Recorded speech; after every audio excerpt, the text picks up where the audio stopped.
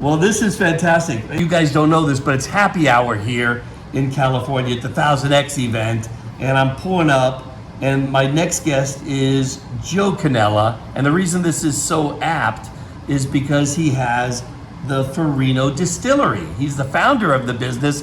And after all this blockchain and AI stuff, I get to talk to a guy who's making liqueurs and certain adult beverages. That's right. So Joe, tell us about Farino and what does your product and company look like today? Absolutely. So yeah, it's Farino Distillery. We are actually located in Reno. We originally began out of San Francisco, out of somebody else's distillery. But the origin story has a lot to do with my family name, which is, my last name is Cannella. Now Cannella, in my case, is the Italian word for cinnamon. I am Joe Cinnamon, which for lack of, for better or worse, I guess you could say. But that's kind of the origin story of, and kind of speaks to the products that we make. So it was a trip to Sicily in 2010. That was I stumbled on a bottle of Rosolio di Cannella. The bottle had my name on it. So, nice. It was like the original inspiration. Brought it back to the States. Nobody was really making anything quite like it, and so one thing started to lead to another, and got into the distillery business. Yeah. That is fun. And I agree with the Reno decision. You don't even have to explain that to me. Tell me about your products today. What does your assortment look like? Or your revenue look like? Sure. So we make money a couple of different ways. One, of course, is at the distilleries. We have people come in, do tours and tasting flights. Our lineup today looks like it's our Cannella cinnamon cordial. So we ended up making this, of course. Joe Cinnamon had to make the world's finest cinnamon liqueur. Then we make a couple of other kind of classic Italian spirits, Amaro, Fernet, which is near and dear to San Francisco. Campari? Here, but yeah, it's Campari is an Amaro, very much in the similar vein. There you go. And then just a couple years ago, we launched our Cafe Notte coffee liqueur, which has kind of become like a Kahlua or Frangelica? Like an upgrade of those things. Much better. Yeah. So what brings you to this event, just out of curiosity, in the whole world of tech and funding and things like that? Sure. So Baron Augustine, who's putting on the event, we've been chatting, and we're looking at working together in a couple of different ways. Maybe going and starting a couple of new brands that would become part of this ecosystem for Gotcha. sure. And so yeah, they want to do some things. The we could be a spirits? production partner for launching all sorts of new products. Yeah. The mostly spirits? Yeah, so we're spirits focused for sure. Yeah. The beverage business is going through somewhat of a rough time, though, in a way. Sure. From my perspective, which is limited, overcrowded. A lot of wines going out of business. At least in California, a couple of them. There's so many. And then I know a lot of people are trying to launch the next tequila, thinking what Clooney did was easy. Sure. We could do it too. Let's make $1 billion in the exit. But everyone's doing it now, so that it's a lot of celebrity brands. It's challenging, right? 100%. Completely crowded, particularly for the most sought after categories. Right. $1 billion for Casamigos and all these crazy stuff. Yeah. So what's fun about the category, or chosen category, is a bit of more of a niche. So less people are going after it, which is kind of interesting. However, there's a couple of different things going on. One is people are drinking more spirits, less beer, less wine. I think big driver in that is cocktails. Cocktails are fun. Cocktails are interesting. You can make all different kinds of flavored cocktails. I think that trend sort of continues. But yeah, 100%. There's people drinking less overall. The other fun thing about the spirits category and cocktails is you can very much get involved in the alcohol-free cocktails, mocktails, and all these things as well. So particularly because I'm focused on liqueurs and flavored spirits and the whole history behind it, there's a lot more flexibility in terms of flavor profile and fun, and dropping them into these aluminum cans that are appealing in every sort of way. RTDs, as they call them, ready to drink. That's right. RTD. They used to be like the rapid transit business where you grew up, Joe.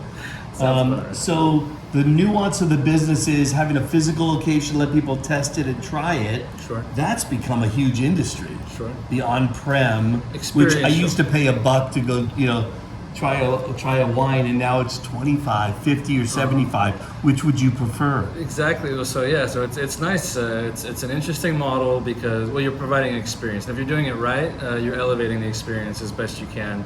So people are willing So to pay to show educating up. and tasting, and then going out to the place and showing how it's made. 100%, Right. exactly. So we do in-house classes. We do also cocktail classes. We have a gin school. You get to come in, make your own bottle of gin, and take it home with you. Very, love very it. cool. All that experiential type stuff, I think, is definitely the future. So that's great. Yeah. So where does this business go? What's the next frontier for you? So we've got what I think is a home run hit in our Cafe Norte coffee liqueur. So we're at the point now where we've gotten all the feedback we need. I think it's time that we can absolutely scale that in terms of distribution. So that's something, part of the reason that I'm here is to maybe find some partners that want to do something a little less techy, but still interesting that they can kind of wrap their heads Yeah. around. But also developing of new products, right? So my inspiration is my Italian family history and the flavors and like the history behind that. Well, there are many cultures in the world, and I would love to partner with folks who want to create something that inspires their culture or their character. And I think this category of liqueurs and flavored alcohol kind of like allows for a lot of interesting flexibility and partnerships like that. So Brilliant. What are some of the economics that you're looking at from the standpoint of revenue and growth and fundraising types of things that you're looking to do? Sure. I mean, we're mostly still a local player, so we're only doing a few $100,000 in revenue right now, but it's still a giant industry, and with the right partner to basically scale and get the distribution in motion, which is really that's the end game for a producer Distribution beverage. and then getting a brand that takes off a little bit, right? 100%. A lot of it really, I mean, you have to have something that's great, of course. It's like table stakes, has to look right in the bottle. Right. But at the end of the day, if you don't get the distribution momentum, none of it matters. That's a whole bunch of black magic to me too. Yeah. It's like people show some bottles in the store look amazing, and you never heard of them, and they're probably not selling. And then some funky smaller bottle, you can't see anything, you can't read the label, and it's selling off the shelves. I mean, what's the takeaway for you there? How do you develop brand and packaging and bottling? 100%. I mean, for me, it's not to use a buzzword, but authenticity. And so, like the packaging that we choose, there's details to that are intentional, whether the customer knows it or not. A lot of thought went into why things look the way that they look. I mean, it needs to look nice, but like I said, if nobody knows about it, none of it matters. So part of my previous life was at Google, doing based on the sales side, working with customers, learning how the internet works. So I spent some time there before launching into this, and so I'm trying to bring that internet marketing component of it. Obviously, now all the AI discussions and scaling and customer communications is going to play into it for sure. Yeah. So, Joe, anything I haven't asked you that I should have, given we have an expert here in the beverage industry? We didn't ask me what my favorite cocktail is. What's your favorite cocktail? Did you bring any with you? I know. No, it's got to have something around. Maybe in the car. What is it? I do love a Negroni, of course. The Italian heritage, and so that's it's not a sleeper anymore. Lots of people have heard of that now, especially here in the Bay Area. But yeah, we incorporate our Amaro in a fun way with against the classic Negroni cocktail. But yeah, there's cinnamon old fashioned is fabulous. Oh my gosh, that all sorts of good things. But yeah, from a business standpoint, I think it's an very interesting time. It's an old industry. Yeah. The distribution companies are old. The technology that they use is old. So I think it's a really interesting place to be here right now, and I'm really noodling around like how this like old kind of like legacy industries like this will merge with the new technology. It'll be really interesting. Yeah, we watch it too. A lot going on in the Bay Area still, both with the wine industries throughout California, but also the spirits and the beer.